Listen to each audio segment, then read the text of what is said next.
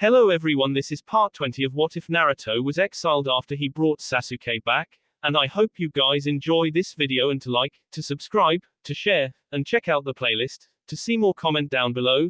Now let's start the intro. They call me a god.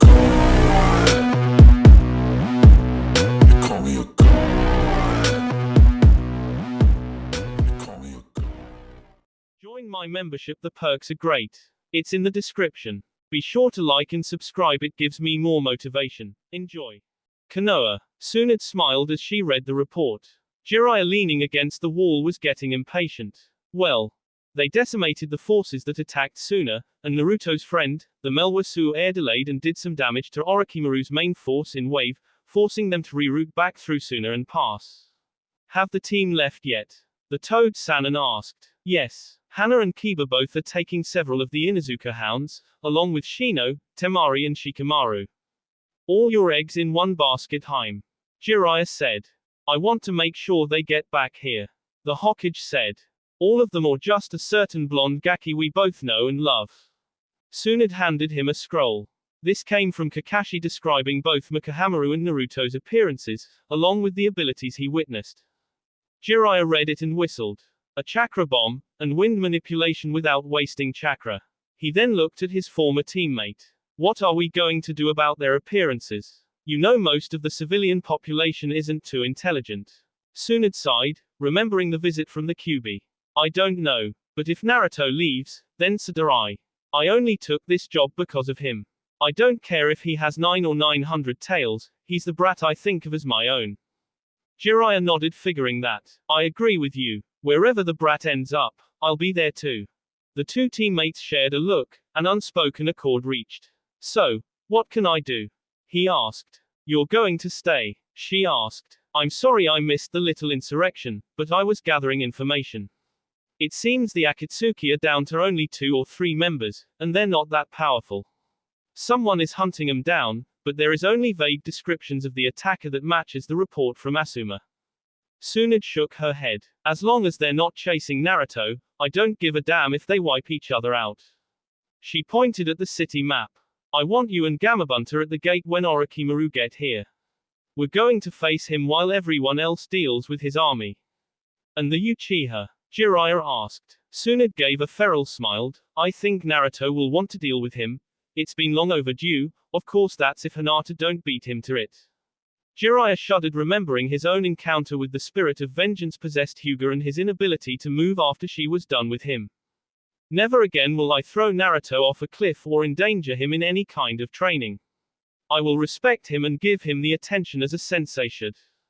Jiraiya blinked at that. She's good. Tsunade, guessing what her teammate was thinking, laughed. She does get her point across when it comes to Naruto. The Suna-Konoha border. Kakashi staggered back from the slap and looked at Hinata in shock. How dare you? She said. The Hokage needed to know too. Kakashi Hatake, you sent an unsupervised message without permission, during a war. Hinata said. She was pissed. Hinata, the Hokage needed to know of Naruto and Mika's appearances. They show up in Konoha looking like the fox Kakashi. Naruto asked from where he was leaning against a tree. Mika was with Nami next to him, the QB shade was floating around scouting out the area. Naruto, I accept these changes, but the rest of Konoha never will. Naruto said. I figured that when it happened. I won't stay. No. Hinata whirled around to face him. You'd leave me? She asked, her voice becoming soft. No. Naruto said and was standing before her, his clawed hands taking hers in, and she looked up into his blue eyes. No. I wouldn't leave you behind. I would ask you to come with me. She can't. Itachi said, and the others looked at him. She would be marked as a. I would retire as a shinobi of Konoha and go with Naruto-kun. Hinata said, looking at the older Uchiha. You would leave Konoha? Neji asked from where he was sitting between Lee and Tenten. If Naruto isn't welcome, then I too will leave. I want no part of a village that can't appreciate the true heroes. Yosh. The fires of Lee's yell was cut off by Tenten reaching around Neji and covering his mouth. Indoor voice, Lee-kun. We're in dangerous territory. Sorry Ten-chan, I get excited and forget. Lee said, kissing the palm of her hand in gratitude. Hinata. Naruto said, getting her attention. We'll see what happens in Konoha. Nothing will be decided until the war is over. She nodded and squeezed his hands. Naruto looked at Kakashi. The older nin sighed and looked away. I failed him again. Why must I keep doing the wrong things in regard to Naruto? Gaara was talking to several of his commanders. Scouts report Danzo survived sooner and joined up with Orochimaru's main force. They'll be here in less than an hour. Remember the plan. Itachi said. Small alterations. Micah said from where he was sitting. Nami was next to him preparing several special arrows. Such as. Itachi asked. I and Nami wait here. I hit a Kamehameha and fall back. Orochimaru will slow down drastically with that, not wanting to endanger his troops till Konoha. Then we fall back to the next area where we hit them with hit-and-run attacks from the side with shuriken and kunai barrages, like the original plan. Nami said. They get to the valley, me and Gaara can slow them down more with Naruto. The wave of king intent behind him had Micah pause and look at both Nami and Hinata who was glaring at him. Hinata. Nami said. Yes Nami-san. Hinata responded. Do you notice his plans tend to place himself and Naruto in the most harmful situations, without regard to the girlfriend's thoughts or concerns? I've noticed that. Naruto-kun does the same thing. Both exchanged a look and both grabbed their respective boys and dragged them away from the rest of the group, each going the opposite direction. Kankuro looked one way, then the other and shook his head. Women are scary, he muttered. With Micah and Nami. Nami slowed down. Micah tried to reason with her, but she wasn't listening at that moment. Her temper was getting the best of her and she was going to let him know what she thought and felt and he wasn't going to continue to take these risks that left him torn up. When she felt they were far enough from the others she stopped and rounded on him. Why? She demanded. That's a broad question that covers a lot of ground. And I have one for you. Girlfriend. Nami huffed. What? You don't like me? She fired back.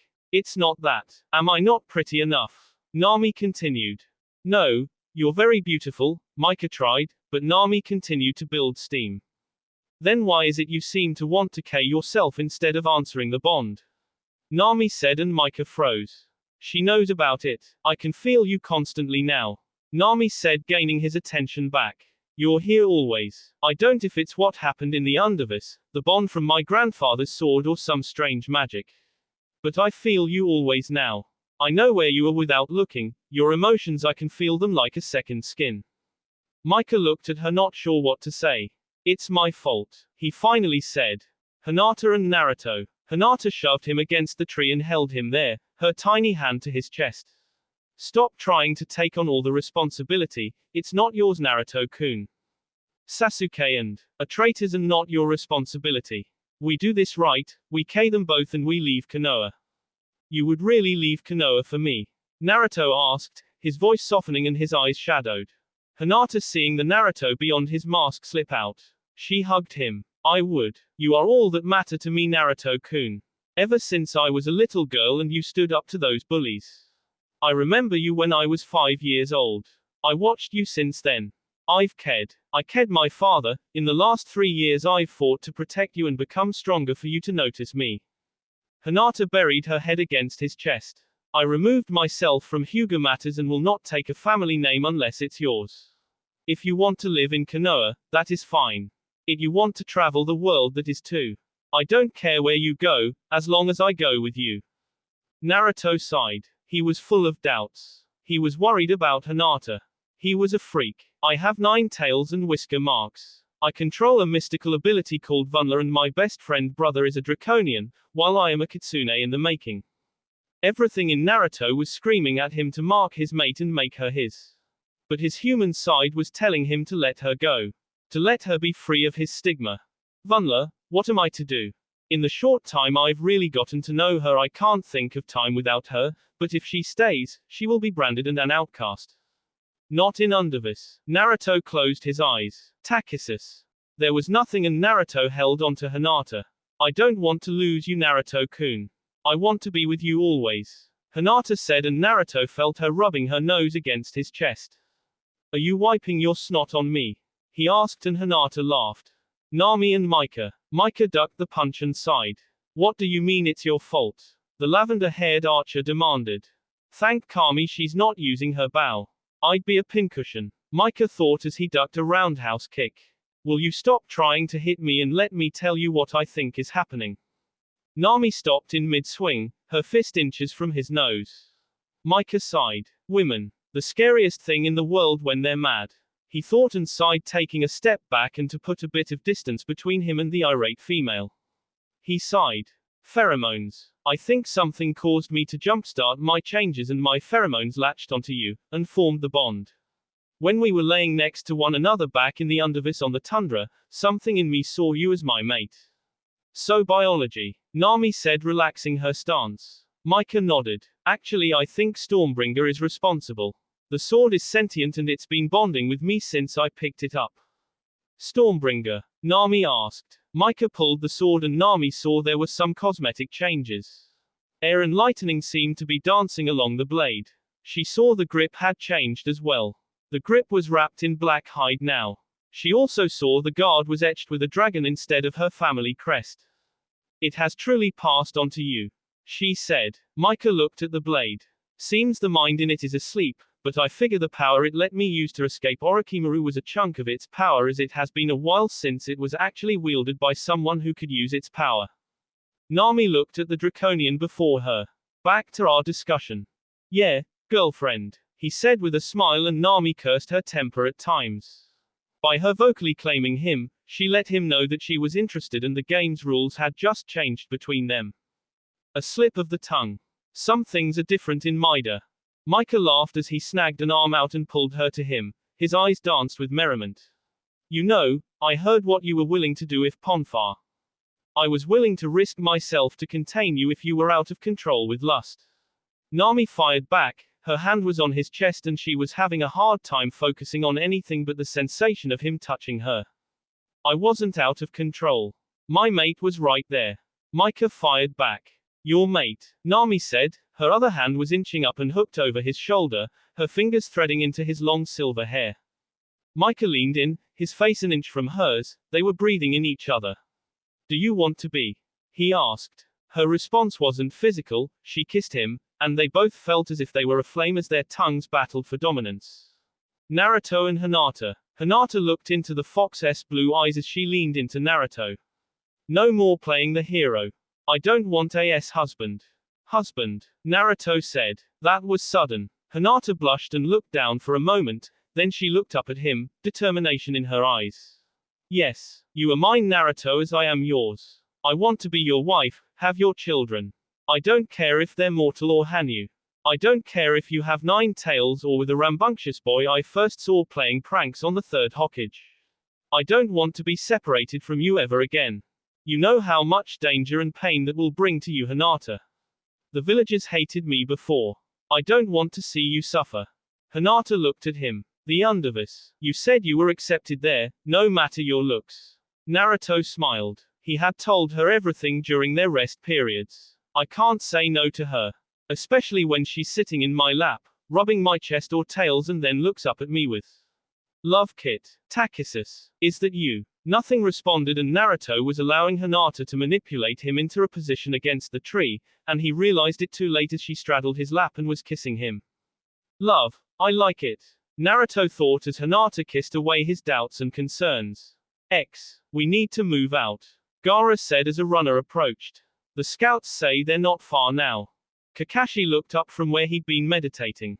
Actually, he'd been watching the interaction between Guy's 3 students and could have sworn it was similar to an issue of Make Out Paradise Special Gold Edition, but since Hinata had destroyed his books he couldn't be certain. She ruined perfectly good books, but I do admit it got my attention.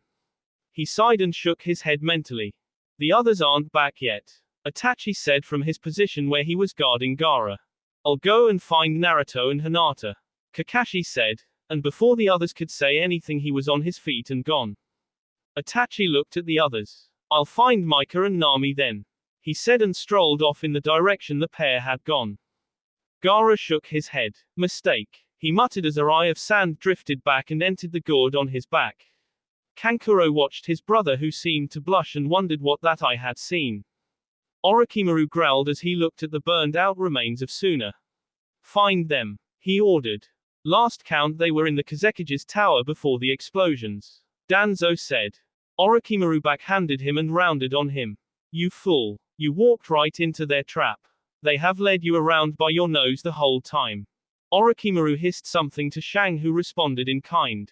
The Sannin sneered. There are no bee in the ruins. They drew you in and blew up the whole damned village. Orochimaru looked over at Sasuke, who was leaning against the shell of a building, his arms crossed and eyes closed.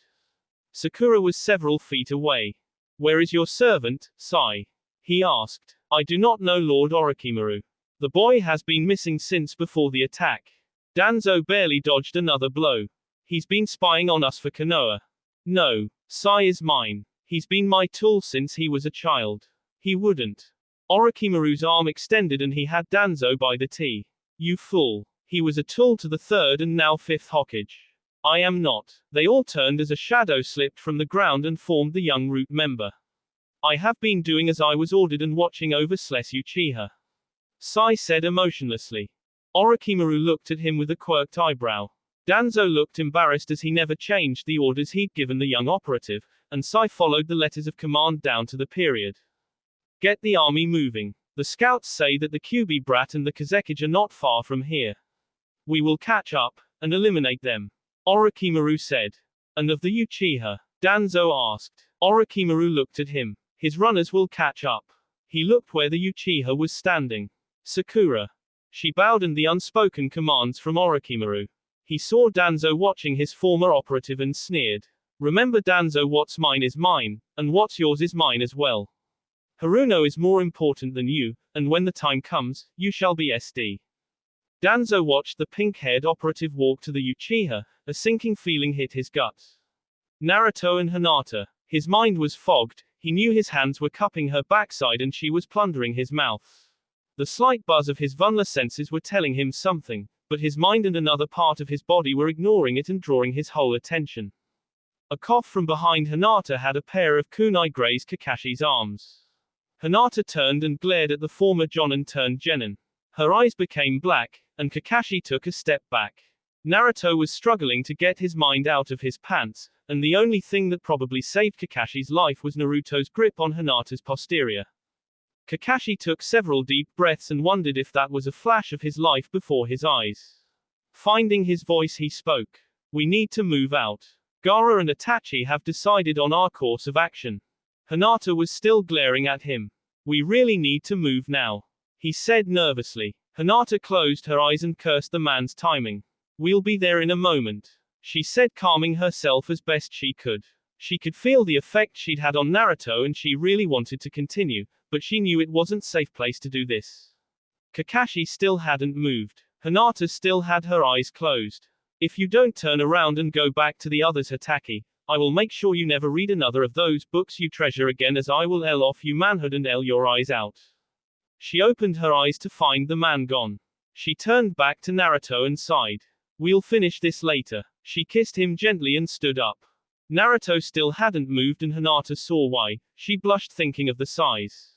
Naruto watched as the young woman who put him in this situation blushed an even deeper red after staring at his sea slumped down unconscious. Oh man, he says, wondering if anyone else had days like this. Mika and Nami. Nami had swept his legs out from under him and was straddling his waist as they continued their duel with their tongues. Neither could separate without the other pursuing and recapturing the other's lips. Nami's hands were occupied, one gripping his hair, the other tugging his shirt, while Mika's hands were working the belt around her waist. We do not have time for this. Mika sent a blast of air towards the voice, it held a tree, splitting it in half. Nami rolled off, her hands coming up with a pair of wicked-looking trench knives. Where the hell did she get those from? Mika and Itachi both thought. The Uchiha was across from where he's originally stood on a branch looking down. He'd barely avoided the wind spike and was looking at the pair he'd interrupted. We need to move out. You need to rejoin the others, Itachi said, having both the Draconian and the archer looking at him. He nearly physically shuddered. I suggest you fix yourselves up before you do. Itachi vanished with a shunshin. Nami looked down and found her shirt gone, leaving her in her light blue sports bra, and her utility belt gone and her pants opened. She spun and looked at Mika and saw he was in a similar state and she blushed. How did I get his shirt off without it? Mika shook himself and stood, readjusting his pants and thanked Kami they were baggy enough to hide his arousal from Nami's assault. Man, I finally decide to work on the bond, and this happens. Doesn't this ever happen to anyone else? The pair fixed their clothing and weapons. Nami leaned in and kissed him. We will continue this, and the next person who interrupts us will be used for target practice. She growled and was off. Micah watched her go, he was finding it hard to remove his eyes from her swaying hips. Mental note, K Orochimaru for messing up my chance to get laid. Yeah, that's a perfect excuse to K someone, right? Micah shook his head and hurried after the lavender-haired archer. In the back of his mind he could hear Stormbringer's snickering. Groups. Gaara said nothing as the blonde nine-tail came back with Hinata, both seemed rather flushed. Wonder if they were doing anything from chapter 6. The Kazekage mentally shook himself and thanked Kami for Ika. Micah and Nami returned as well and he nodded to the silver-haired dragon Hanyu. The scouts report that they are engaging the advance guard for Orochimaru's forces. He motioned for Itachi, who pulled out a map and placed it on the ground. We'll meet a group from Konoha here. He pointed on the map. At this stage, the command group is to make haste to Konoha, soon as forces and several squads from Konoha will harass Orochimaru's army from here to here. He pointed to a pass. At this point a group from Konoha will attempt to bury Orochimaru and his army in a rock slide, but with Iwa there it's not likely to work. Kakashi pointed at another spot on the map. Last reports were this area has been filled with traps, that will slow down their advance some more. Konoha will need it, Itachi said. Why? Shouldn't they be ready by now? Naruto asked. Civil war broke out. The Haruno clan desolized numerous defenses. Itachi said, petting the messenger raven on his shoulder.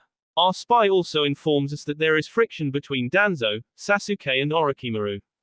Naruto growled at those names. All three of them earned an ass-kicking from him. Danzo the most thus far with the traitor and the snake Sannin tied for second. Micah looked at the map. Nami and I positioned here would be a good delay. He said, bringing up his earlier plan. Negative. The Hokage wants us all back to Konoha. Itachi said. We are to make haste while the Suna and Konoha teams delay them. Micah shook his head. They have a sorcerer with them. He reminded him of his encounter with Orochimaru in Wave. Can't be helped. Kakashi said. He looked at Hinata and remembered the slap from before.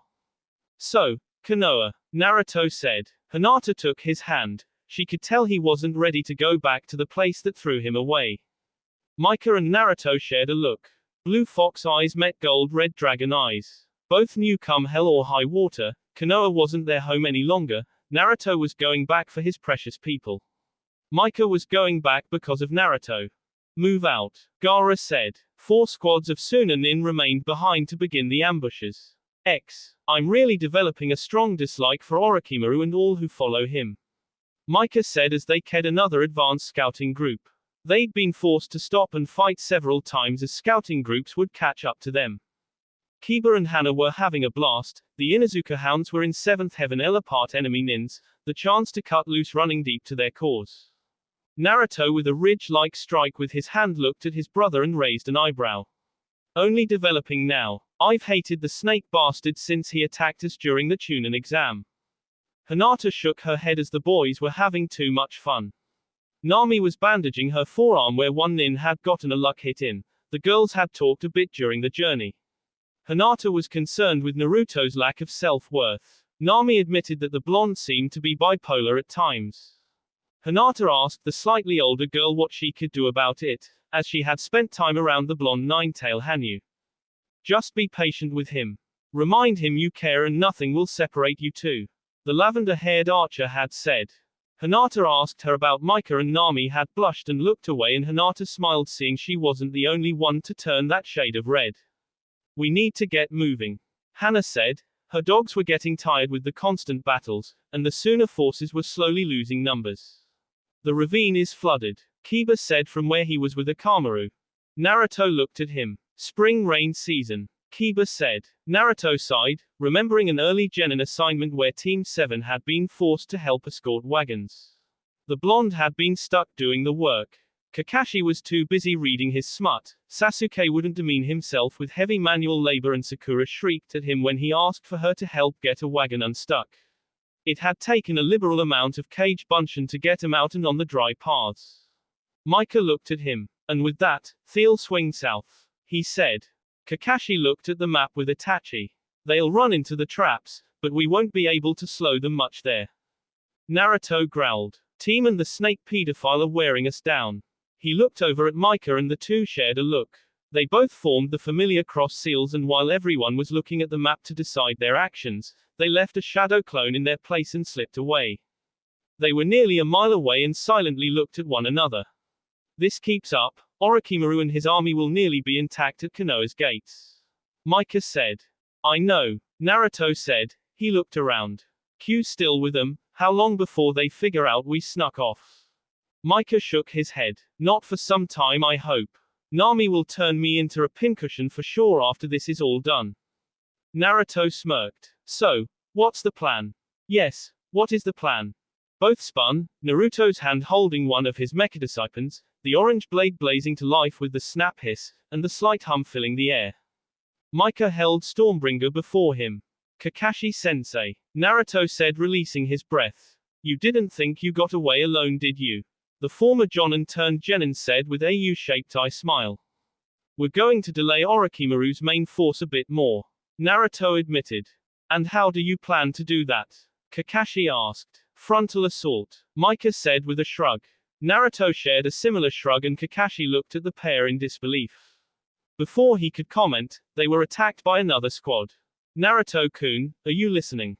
Hinata asked as they were walking. He'd been rather quiet for nearly a half hour. She saw that Kakashi and Micah too had been quiet for too long. With a sinking feeling she activated her Byakugan. She couldn't see anything wrong, it was then she noticed the difference. The hilts of Naruto's mechadiscipline weren't showing any chakra whatsoever. She looked at Micah and saw that the sword on his back was blank also. She looked at the shadow clone. You are in so much trouble when you come back, she said and smacked the clone on the arm. It gave her an apologetic look before puffing away. What the hell? Kankuro yelled. Nami looked at Micah, who shrugged and went up in a puff of smoke along with Kakashi. Shadow clones, Itachi said from his position near Gaara. When? The Uchiha shrugged. All three of them are good. So since we've been on the move. Nami was swearing in Maida. What should we do? Neji asked, standing next to Hinata. We continue to move, Gaara said in monotone. They will either catch up when they finish whatever it is they planned, or they won't. Gaara hated thinking that thought, and more so speaking it out loud. He saw Hinata and the archer looking back the way they came. They'd been on the move constantly and had covered a lot of ground. We'll set up camp at the third stop, Itachi said. It was an expanse of forest that was littered with patrols and traps. Naruto-kun, come back safe, Hinata thought. You better come back so I can smack you for this stupidity. Nami thought. Wonder if I can get Hinata to make that beef roll she used to make. Kiba thought, scratching a Kamaru behind the ears. Naruto's clones stacked the S-nins to the side and they vanished. Further ahead, the three were watching as Orochimaru was having his forces level the trees. What are they doing? Micah asked softly. They're going to use the woods to build siege engines and at the same time destroy traps that were set out before them, Kakashi said, his eye spotting the leaders at the far back. We won't be able to get the commanders, he said. Naruto grunted, and Kakashi heard the word, team, more than once. Can you do the Kama thing? Kakashi asked. Micah sighed. Once more for certain, but it will weaken me. I regroup fast, but that's a lot of chakra to pump out and then be expected to run and or fight after, the silver-haired Hanyu shrugged. Naruto was looking at the layout of the army. What about that other one? He asked. Micah winced and drew the Hanzo sword. He looked at Stormbringer as if holding a conversation and nodded. Now, I wouldn't do that if I were you, a voice said. All three turned to see Sai with 9 Iwa nins. Konoha. Tsunade was poring over reports and the evacuation to the shelters was going slow. She looked at the message she'd gotten from Itachi and shook her head. Orochimaru's forces are advancing faster than we thought possible. She reached for her teacup and was picking it up when it cracked. She looked at it in surprise. That can't be good, she thought. Kakashi was moving and his kunai buried in the tea of a Iwa ninja before he could blink. Naruto was reaching for his weapons when another voice behind him stopped him cold. Long time no see, Dobe. I guess the rumors were true, you are nothing but a dumb animal. Naruto glanced over his shoulder. Sasuke, he said, his voice holding no malice, just a cold detachment. Before Micah, Naruto or Kakashi could move, a voice hissed out. Gravity seal, 100 Gs. The three were slammed to the ground hard as the cloaked Shang seemed to rise from the shadows. Kakashi groaned as he was pushed into the dirt harder. The gravity attack was shoving the three into the dirt hard. Lord Orochimaru wants them alive, Sai said emotionlessly. The sorceress said nothing, but with a gesture, the three were bound hands to ankles and the gravity around them returned to normal. Still a loser, Dobe. Sasuke sneered as he ordered several ninja to pick up the three captured ninja. Orochimaru is going to enjoy speaking with you, why he may even find a proper use for you. Naruto glared at his former teammate. His tails were whipping about him wildly until the sorcerer bowed him tightly against his back, and he winced at the pressure they and his ribs were under. Kakashi looked at his former student sadly, he saw how badly right there he'd messed up. Sasuke is too spoiled and arrogant. Why didn't I see it sooner? Micah looked at the sorcerer. He couldn't see the face behind the shadow mist mask, but he knew the being's eyes were on the Hanzo sword. An Iwa ninja picked it up and screamed as the sword's defenses kicked in and electrocuted the man. After a minute the nin fell back, his blacked and smoking body indicating to all what would happen if you touched that blade. Shang saw the sword, but he couldn't tell which blade it was. It changed its appearance. Master will not be pleased to hear of one of the blades being about, and in the hands of a Hanyu. Shang waved a hand and the blade was encased in a block of ice. He gestured for another nin to pick it up and then they proceeded to return to the camp where Lord Orochimaru waited. That will be all for this video. Be sure to like, subscribe, share, and comment down below for more videos. Goodbye.